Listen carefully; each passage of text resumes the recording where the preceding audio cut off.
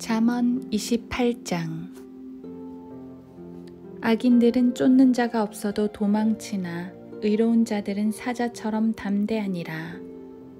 땅의 죄과로 인해 그곳의 통치자들이 많아져도 그 나라는 명철과 지식이 있는 한 사람으로 인하여 오래가리라. 가난한 자를 억압하는 가난한 자는 곡식을 남기지 않고 휩쓸어 버리는 비 같으니라.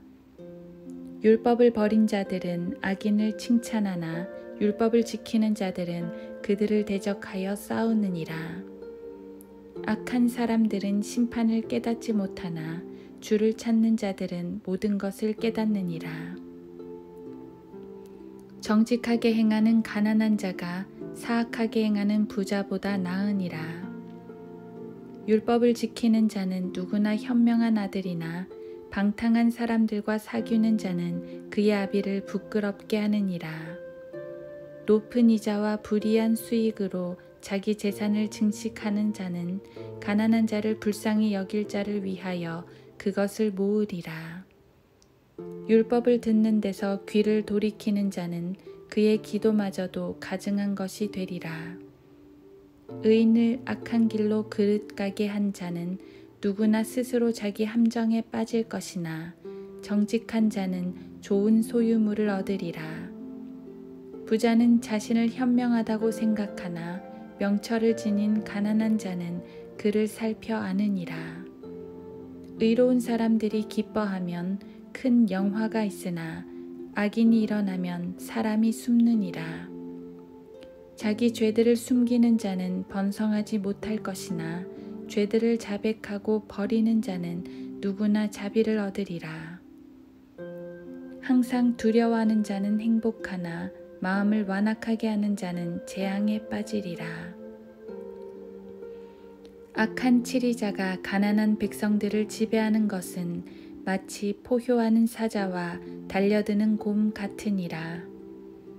명철이 부족한 통치자는 또한 지독한 압제자이나 탐욕을 싫어하는 자는 장수하리라. 폭력을 행사하여 사람의 피를 흘리는 사람은 구덩이로 도망하리니 아무도 그를 막지 말지니라.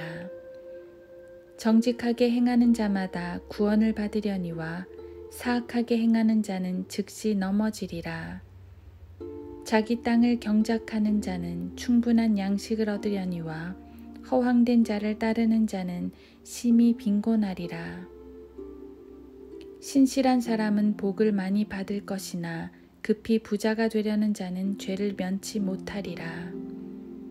사람들이 외모를 존중하는 것은 좋지 않으니 이는 한 조각 빵을 위해서도 그 사람은 범죄하기 때문이라. 급히 부자가 되려는 자는 악한 눈을 가졌으며 빈궁이 자기에게 임할 것을 생각지 아니하느니라.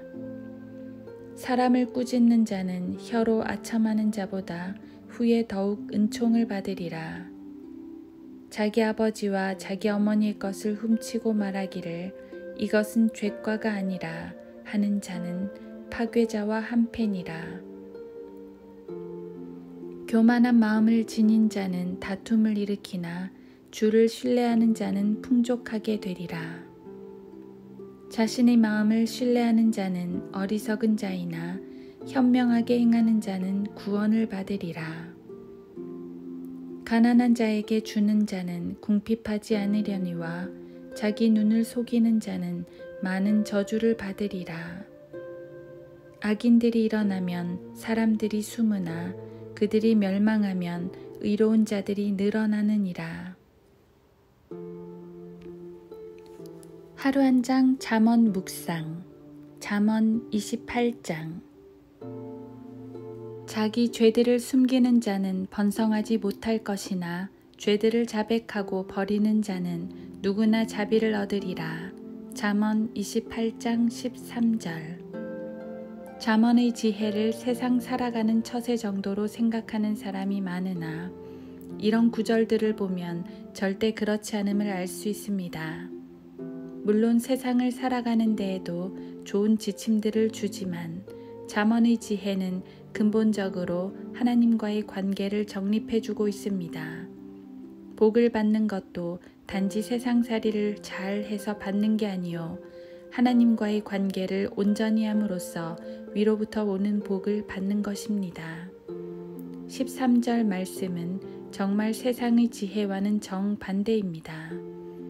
세상에서는 절대 함부로 자백하지 말라고 합니다.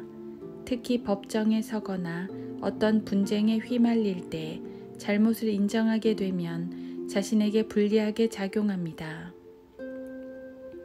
자백하는 순간 가해자와 피해자가 뒤바뀌어 버리는 것이 이 악한 세상의 원리라는 말입니다. 젊은 시절 지식 좀 있다고 함부로 남을 비평하다가 상대방에게 책 잡힌 일이 있었습니다.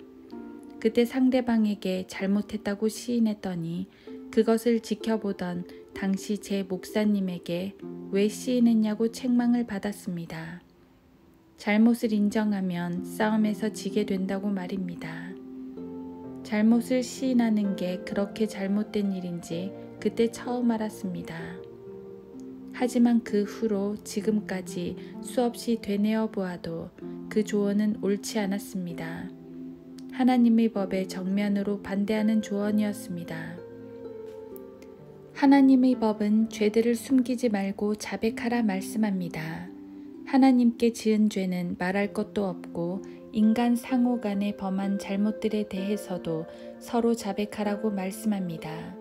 그것으로 손해를 보더라도 어쩔 수 없습니다. 그게 하나님의 뜻입니다. 실제로 잘못을 인정했더니 비난받은 적도 있습니다. 나약한 사람으로 낙인 찍히기도 했습니다. 그게 두려워서 내 잘못을 쏙 빼놓고 다른 사람의 잘못만 들춰서 싸우기도 했습니다. 하지만 돌이켜보면 하나님의 말씀대로 행하는 것이 의로운 일이었습니다.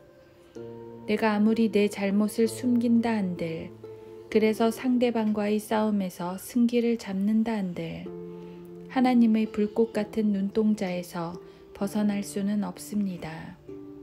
의로우신 하나님께서는 우리의 모든 행위들을 다 알고 계십니다. 우리가 자백해야만 아시는 게 아닙니다. 오히려 이미 알고 계시기 때문에 자백하라는 것입니다. 그것은 죄인에게 기회를 주시는 것입니다. 하나님께서는 죄들을 자백하는 자에게 자비를 주신다고 했습니다. 어떤 죄라고 특정하지 않았습니다. 모든 죄입니다. 어떠한 죄를 지었어도 하나님께 자백하고 돌이키면 용서해 주십니다. 죄인이 용서받을 수 있는 유일한 자세는 하나님, 저는 죄인입니다 하면서 고개를 숙이는 것입니다. 성도들도 수시로 짓는 죄들에 대해 자백해야 합니다. 하나님께서는 범죄한 이스라엘에게 내 죄악을 인정하기만 하라고 말씀하셨습니다. 죄가 깊을수록 인정하기도 어려운 법이지만 그래도 인정해야 합니다. 그래야 자비를 얻습니다. 우리 하나님은 자비로우신 분이기 때문입니다.